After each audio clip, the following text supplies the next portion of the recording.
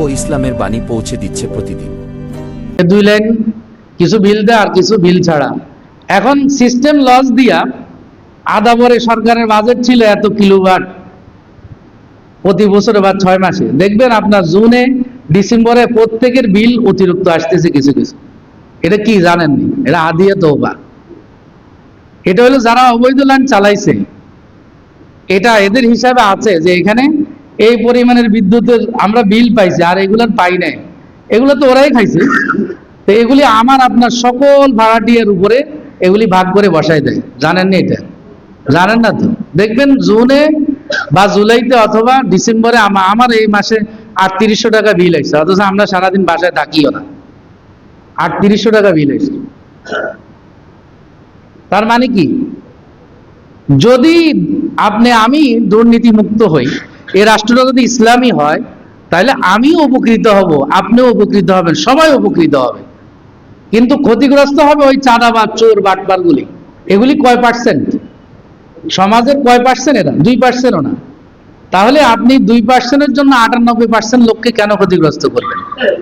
এই জন্য ইসলামী হুকুমতের উপকারিতা শুধু মোল্লা মৌলবীরা ভোগ করবে বিষয়টা এটা না, একজন হিন্দুও ভোগ করবে। একজন আপনি গ্রাহক হিসাবে, বিদ্যুতের গ্রাহক হিসাবে ন্যূনতম আপনি অন্তত আপনার স্বাভাবিক বিলটা পাবেন, অতিরিক্ত বিল আপনার দিয়ে কেউ নিবে না। ঠিক না ভাই? ঠিক। রাসূলুল্লাহ সাল্লাল্লাহু আলাইহি ওয়াসাল্লামের সাহাবী হযরত ওমর রাদিয়াল্লাহু তাআলা আনহু সিরিয়াতে নিরাপত্তা দেওয়ার জন্য পুলিশ বাহিনী দিছিলেন, নিরাপত্তা দিতে পারবেন না, এই জন্য ইহুদিদেরকে ডেকে বলছেন এই বছরের ট্যাক্স তোমাদেরকে ফেরত দেওয়া হইল, কারণ তোমাদের থেকে ট্যাক্স নিতাম তোমাদের নিরাপত্তা দেওয়ার স্বার্থে। আমার এই বাহিনী অন্য জায়গায় প্রয়োজন আছে, তোমাদের নিরাপত্তার ব্যবস্থা তোমরা নিজস্ব ব্যবস্থাপনায় করো, এই ট্যাক্সের টাকাগুলি ফেরত নাও। ইসলাম, এটার নাম ইসলাম। সিম্পল উদাহরণ, এবারে হজের টাকা অতিরিক্ত 8 কোটি টাকা গ্রাহকদেরকে ফেরত দিছে, শুনছেন তো আপনারা? আচ্ছা, আগে কি এরকম বাঁচে নাই? আগে এরকম বাঁচে নাই টাকা? শুধু এই ধর্মমন্ত্রী আসছে আর বাচ্চা, আর আগে বাঁচে নাই? কি বলেন? হ্যাঁ, উপকৃত হয়েছে কে?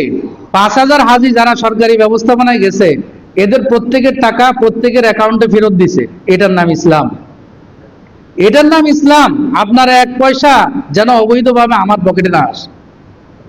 শুধু ইসলামকে নামাজ, রোজা আর কিছু ট্রেডিশন, একটা জুব্বা পড়তে পারলে, কিছু লম্বা দাড়ি রাখতে পারলে, আর লম্বা দাড়ি তো সালমান এফ রহমানের আছে।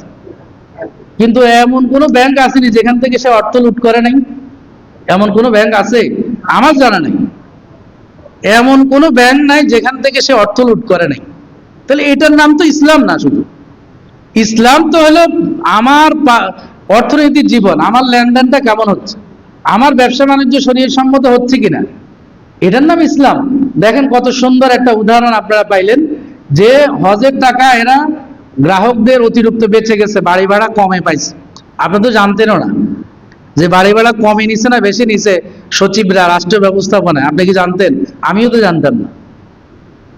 যদি এরা না জানে এই টাকাটা লুট করতেও 8 কোটি টাকা তো সহজ না। এই সচিব, সহকারী সচিব, এডিশনাল সেক্রেটারি মিলে 8 জনও হবে না, তো পার হেড তো অন্তত কোটি টাকা পড়তো। কি বলেন? 1 কোটি টাকা ইনকাম, চাকরি শেষ করে প্রভিডেন্ট ফান্ডও তো 1 কোটি টাকা পাইব না। বিরাট একটা ইনকাম। ইসলাম এটা শিখায় যে না, তোমার 1 টাকা আমার কাছে আমানত, এই আমানত তোমাকে ফেরত দেওয়া এটা আমার দায়িত্ব। এই জন্য শুধু এক ধর্মমন্ত্রী একজনকে দিয়ে যদি উপকৃত হন, আর বাকি আরো 10টা যদি এরকম হইতো, তাহলে আরো বেশি উপকৃত হইতেন কিনা? হ্যাঁ, এটার নাম ইসলাম। আমরা এই কথাটা বুঝাতে চাচ্ছি যে শুধু নামাজ, রোজা ইসলাম, মসজিদে করলেন, রোজার মাসে রোজা রাখলেন, আর স্মাগলারি করলেন, ইয়াবা ব্যবসা করলেন, ব্যবসার মধ্যে ভেজাল দিলেন, ব্যবসার মধ্যে 2 নম্বরই করলেন, এই ইসলাম সাপোর্ট করে না। সরি, আমাদের দেশে তো এটাই চলতেছে। আল্লাহ আমাদেরকে হেফাজত করুক। কালিমার দাবি এটা। এই জন্য কালিমা মানে আল্লাহর সাথে অঙ্গীকার করেছি আমি যে আল্লাহ, আমি আপনার সব বিধিবিধানগুলি মেনে চলবো, সহজ কথায়, আর রসুল সেটা মানবো রসুলের তরিকায়, পদ্ধতিতে। যে পদ্ধতিতে রসুলে অ্যাপ্লাই করেছেন সেটা আমি বাস্তবায়ন করব আমার জীবনে, পারিবারিক জীবনে, সমাজ জীবনে, এটা হলো কালিমায়ে তাইয়্যিবা লা ইলাহা ইল্লাল্লাহর প্রধানতম দাবি। এজন্য মুত্তাকি হওয়া খুবই জরুরি। মুত্তাকি হইতে হলে এটার প্রধানতম চিকিৎসা পত্র হলো আল্লাহ তাআলা বলে দিয়েছেন ওয়াকুনু মা'আস সাদিকিন। তাকওয়া আসবে যখন তোমরা সাদিকিনদের সাথে থাকবা, সত্যবাদীদের সাথে থাকবা, তখন তাকওয়া আসবে। আর এই তাকওয়ার প্র্যাকটিস আল্লাহ রাসূল সাল্লাল্লাহু আলাইহি সাল্লাম সাহাবায়ে কেরামের উপরে করেছেন। বিধায় আপনি চিন্তা করেন, যাদেরকে আইয়ামে জাহিলিয়াত বলতো, আজকেও দিনের ইতিহাসও আইয়ামে জাহিলিয়াতের ইতিহাস আমরা পড়ি, কতটা বর্বর। তবে আমি মনে করি বাংলাদেশের এই জাহিলিয়াত থেকেও আরো ভালো ছিল। আর বাংলাদেশে সন্তানকে মারি ফেলতেছে সম্পদের লোভে, মেরে প্রতিবেশীর উপরে চাপাই দিতেছে। এটা ছিল না জাহিলিয়াতের জামানায়, যে বাবাকে মেরে ফেলছে বা বাবা সন্তানকে মেরে ফেলছেন, কন্যা সন্তানকে জীবিত ওরা পুথিত করেছে। বিআইয়ি যামমিন কুতিলাত ওয়া ইযাল মাউউদাতু সুইলাত বিআইয়ি যামমিন কুতিলাত, আল্লাহ তাআলা কোরআনে কারীমে উল্লেখ করেছেন। কিন্তু এই সম্পদের লোভে সন্তানকে মেরে ফেলতেছে, এরকম জাহিলিয়াত তো ওই সময়ও ছিল না। তাহলে আমরা কত জাহিলিয়াতের মধ্যে আছি আপনি চিন্তা করে দেখেন। এজন্য মুত্তাকির সাথে থাকলে মুত্তাকি হওয়া যাবে। আল্লাহ তাআলা বলতেছেন ওয়াকুনু মা'আস সাদিকিন।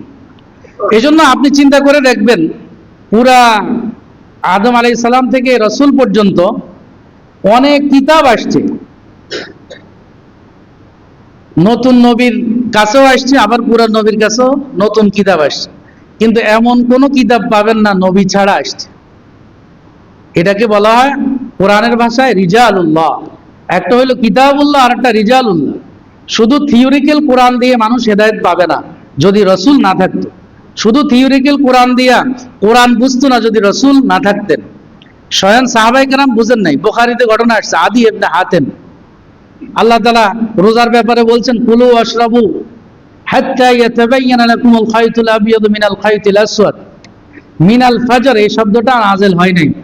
এখন কালো সুতা আর সাদা সুতা, এটা হলো সবে সাদেক সবে কাযেব, জুডিক্যাল টুয়ালাইট, স্ট্রোনমিক টুয়ালাইট বলে, এটা ডুয়ালাইট। তো কালো সুতা আর সাদা সুতা উনি বুঝছে এটা, তো উনি ওনার বালিশের নিচে কালো সুতা আর সাদা সুতা রাখছে। এখন উঠে উঠে দেখে যে না, এখনো খাওয়া যাবে, সেহরি খাও। আগের দিনের বেড়া, ইলেকট্রিসিটি ছিল না, সূর্য উঠলেও তো ভিতরে ঘরের ভিতরে অন্ধকার। আমাদের গ্রাম দেশে কিন্তু বসম উঠা দেখা পর্যন্ত খাওয়া যায়, শোনেন নাই আপনারা? এই আদি ইবনে হাতেম রাসূলের সাহাবী, আরবি রাসূলের সাহাবী, এরপরও রাসূলের শিক্ষা ছাড়া তিনি বুঝতে পারেন না এই আয়াতের মূল ব্যাখ্যা কি। এক কান দুই কান হইতে হইতে উনি যে এটা করে রাসূলের কান পর্যন্ত গেছে। রাসূল হাসলেন, আরে মিয়া, এটা দিয়ে বুঝাইছে সবে সাদেক আর সবে কাযেব, এটা রূপক অর্থে আল্লাহ তাআলা বলছেন। এটা কালো সুতা আর সাদা সুতা উদ্দেশ্য না, উদ্দেশ্য হলো সবে সাদেক আর সবে কাযেব। রাসূল হাসলেন। এরপরে আল্লাহ তাআলা অতিরিক্ত আরেকটি শব্দ এখানে যোগ করে দিলেন, মিনাল ফাজর, যে ফজর উদিত হওয়া পর্যন্ত, তুলুয়ে ফজর হওয়া পর্যন্ত তুমি খেতে পারবা, পুরা রাত খাইবা, তুলুয়ে ফজর পর্যন্ত খাইতে পারবা। তাইলে একজন আরবি রাসূলের শিক্ষা ছাড়া তিনিও তো আরব কোরআন বুঝতেন না। এই জন্য মানুষের হেদায়েতের জন্য দুইটা পথ, একটা হলো কিতাবুল্লাহ আর একটা হলো রিজালুল্লাহ। এই রিজালুল্লাহ সর্বযুগে থাকবে। আমাদের অনেকের অভিযোগ, এখন কি আর বায়জিদ বোস্তামি আছে, এখন কি মঈনুদ্দিন চিশতি আছে? আরে ভাই, আব্দুল্লাহ উন্দুলুসি রহমতুল্লাহ আলাইহির মতো পীর বুজুর্গ ওস্তাদ, তার শাগরেদ ছিল জুনায়েদ বাগদাদি, আল্লামা শিবলি। এখন আমি আর আপনি তো আল্লামা শিবলি না, তাহলে আপনি কেন জুনায়েদ আমি তো আপনি জুনায়েদ বাগদাদি না, তাহলে আব্দুল্লাহ উন্দুলুসির মতো শায়েখ কেন খোঁজেন, বুজুর্গ কেন খোঁজেন? আমি আপনি যে মানের, সর্বযুগে আল্লাহ তাআলা সেই মানের বুজুর্গ রাখবেন। এটা আল্লাহর ওয়াদা কোরআনে কারীমে। কারণ আল্লাহ তাআলা বলছেন ওয়াকুনু মা'আস সাদিকিন, তোমরা সত্যবাদীদের সাথে থাকো। আর এটা যদি না থাকে তাহলে আল্লাহর এই কথাটা মানে অবাস্তব পরিণত হবে। আল্লাহ কোনোদিন অবাস্তব কথা বলেন না। এই জন্য কিয়ামত পর্যন্ত সত্যবাদী লোক থাকবে। এক সময় হাদিসে আসছে, সবচেয়ে সত্যবাদী লোক ওই ব্যক্তি হবে, ভালো মানুষ ওই ব্যক্তি হবে যে প্রকাশ্যে মানুষ গাছের নিচে রাস্তায় জিনা ব্যভিচারে লিপ্ত হবে, ইউরোপিয়ান স্টাইল, যেটার জন্য জাতিসংঘ অফিস করছে এই দেশে। জাতিসংঘ অফিস কেন করছেন জানেন? অনেক মুসলমানে জানে না। জাতিসংঘ অফিস তো দরকার ছিল গাজাতে, কি বলেন? যেখানে মানবাধিকার লঙ্ঘন হচ্ছে। জাতীয় সংঘ অফিস দরকার ছিল কাশ্মীরে, যেখানে মানবাধিকার লঙ্ঘন হচ্ছে। কই সেখানে না করি বাংলাদেশের মতো একটা সহধর্ম সহ অবস্থান আমরা করতেছি, হিন্দু বৌদ্ধ সবাই একসাথে আছি, সেখানে তাদের প্রয়োজনীয়তাটা কেন? দুইটা মূল লক্ষ্য উদ্দেশ্য মনে রাখেন। একটা হলো এলজিবিটি, যেটা সমকামী, এটাকে প্রমোট করা। আর একটা হলো রাজনৈতিকভাবে রাষ্ট্রের মধ্যে হস্তক্ষেপ করা। এবং এদের একটা সুদূর প্রসারী পরিকল্পনা ছিল অনেক আগে, সেটা হলো চট্টগ্রাম সহ ভারতের কিছু রাজ্য খ্রিস্টান রাজ্য বানানো। এটা অনেক আগে থেকে পরিকল্পনা ছিল। স্বাধীনতা পূর্বে 1967 সালে তারা জাহাজ ভরে ব্রিটেন থেকে খ্রিস্টান লোকেরা আসছিল। আমাদের শামসুল হক ফরিদপুরি রহমতুল্লাহ আলাই, লালবাগে যিনি প্রিন্সিপাল ছিলেন শামসুল হক ফরিদপুরি রহমতুল্লাহ আলাই, জোরালো আন্দোলন করে এদেরকে এদের জাহাজ ভিড়তে দেওয়া হয় নাই, এরা ফেরত যাইতে বাধ্য হয়েছে। এখনো আপনারা বুঝেন না যে এই জাতিসংঘ কেন অফিস করতেছে, কি প্রয়োজন? শুধুমাত্র এদেশে রাজনৈতিক হস্তক্ষেপের জন্য। আর আমাদের দেশে বেশিরভাগ, আমি আগেও বলছি, এই আমাদের উপদেষ্টাদের মধ্যে মেজরিটি হলো এনজিও থেকে আসা। এনজিও এগুলি মেজরিটি হলো আমার আমেরিকা কেন্দ্রিক। আমেরিকা বিভিন্ন দেশে কাজ করে কিভাবে? এনজিওর মাধ্যমে। এদের তথ্য উপাত্ত, রাজনৈতিক প্রতিপত্তি, রাজনৈতিক প্রভাব বিস্তার করে এনজিওদের মাধ্যমে। এই যে পরিবেশ তিনিও এনজিও থেকে আসা, এখন শিক্ষামন্ত্রী যিনি হয়েছেন ইনিও এনজিও থেকে আসা, আরো অনেকে আছে, আমি আর বললাম না আর কি করবে এরা হঠাৎ করে এখানে জাতিসংঘে? আরে ভাই, আমাদের এখানে তো কোনো মারামারি হইতেছে না। 15 বছর যে আমাদের উপরে এত নির্যাতন হয়েছে, এই সময় কোথায় ছিলে তোমরা? 15 বছরে যে ফ্যাসিস্টরা আমাদের কথা বলার অধিকার কেড়ে নিয়েছে, আমাদের জানমালের অধিকার কেড়ে নিয়েছে, তখন তোমরা মানবাধিকার কইছিলা কি? ভাই কথাটা ঠিক না ভাই? ঠিক। এই প্রশ্ন যৌক্তিক না অযৌক্তিক? কোথায় ছিলা তোমরা 15 বছর? এখন একটা শান্তিময় পরিবেশ আমরা 5 আগস্টের মাধ্যমে আমাদের তৌহিদি জনতা, ইমানদার তৌহিদি জনতারা একটা বিপ্লব সৃষ্টি করেছে। এখন তোমাদের এখানে কি প্রয়োজন? এমনকি আপনারা আশ্চর্য হবেন, যিনি কান্ট্রি ডিরেক্টর হয়েছেন জাতিসংঘের, তিনিও নাকি সমকামী। তার যে বেড পার্টনার সেও একজন পুরুষ, সেও পুরুষ। আপনাদেরকে পশু বানাইতে আসছে। গরু ছাগল গাবতলি থেকে কোরবানির সময় গরু ছাগল আনেন যে, এরা কি কোনো হালাল হারাম বাসে? যেখানে টকি পারে সেখানে উঠে যায়। দেখেন না মনে হয়? আপনাদেরকে পশুর কাতারে নিতে চায়। ইসলাম আমাদেরকে মানুষ বানিয়েছে, ইসলাম আমাদেরকে শ্রেষ্ঠ একটা মর্যাদা দিয়েছে। লাকাদ খালাকনাল ইনসানা ফি আহসানি তাকওয়িম। এরা আমাদেরকে এটা দিয়ে, আসলে এটার মূল বিষয় কি আপনারা অনেকেই বুঝবেন, আমি একটু করে বলি। আন্তর্জাতিক বিষয়গুলি সম্পর্কে মুসলমানরা খুব ধারণা রাখে না। মুসলিম জনসংখ্যা কমানোর জন্য তাদের দুইটা প্ল্যান। একটা হলো জন্ম নিয়ন্ত্রণ।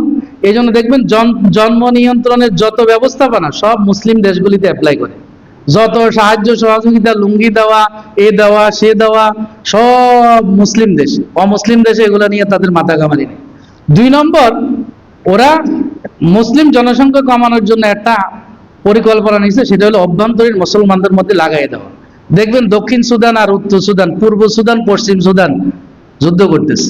নাইজেরিয়া একটা, ওখানে স্বর্ণের খনি আছে, তেলের খনি আছে, সমৃদ্ধ এলাকা, কিন্তু গরিব রাখা দিছে, এখনো বড় লোক হইতে দেয়। মুসলমানে যুদ্ধ লাগাই দিছে, আমাদের মধ্যে যুদ্ধ লাগাই দিছে। কি? আমরা তো যুদ্ধ করতেছি, কেউ নৌকা, কেউ ধানের শীষ, এটাও তো একটা যুদ্ধ। মুসলমানের যুদ্ধ। এরা উভয় তো মুসলমান, কি বলেন না? মুসলিম একজন আরেকজনের কিভাবে প্রতিপক্ষ হবে, কিভাবে হত্যা করবে, এটা আমরা করি কি করি না? এটা হলো গণতন্ত্রের নাম। কিসের গণতন্ত্র? এই জন্য ভালো করে বুঝতে হবে মুসলমানদের যে জাতিসংঘ যেখানেই অফিস করছে সেখানে রাজনৈতিক প্রভাব প্রতিপত্তি এবং বিশৃঙ্খলা এবং ওই দেশের সব ধরনের সহিংসতার জন্য ওরা দায়ী। এই জন্য এটা আমাদের জন্য সুখকর না। এবং রাতের আধারে জনসমর্থন না নিয়ে, রাজনৈতিক ব্যক্তিদের সাথে আলোচনা না করে এটার অনুমোদন দেওয়া হয়েছে। আমরাও পরিষ্কার বলে দিচ্ছি, আমরা আগামী সোমবারে গোল টেবিল বৈঠকের মাধ্যমে এটার বিষয় আরো গভীর জানতে চাচ্ছি। এরপরে আমাদের চূড়ান্ত আন্দোলন হবে। আপনাদের কোনো ভয় নেই, আপনারা কোনো সময় ভয় নেই, আলহামদুলিল্লাহ। আপনাদের দিন ধর্ম নিয়ে কোনো ভয় নেই, চাকরিও যাবে না, আপনাদের কোনো কিছুই নাই ইনশাআল্লাহ। শুধু আমাদেরকে সমর্থন দিবেন ইনশাআল্লাহ। আমরা মানে এই যে মুসল্লিরা, আপনাদের তো ভয় নাই। সবসময় সব ইসলামের বিষয়ে হুজুররা বলবে, মাথা কামাবে। আপনারা সবসময় নিশ্চুপ থাকেন, ডাক দিলেও আসেন না, অর্থনৈতিক ভাবেও সাপোর্ট নাই, নিজের জানমালও দেন না। সবসময় দায়টা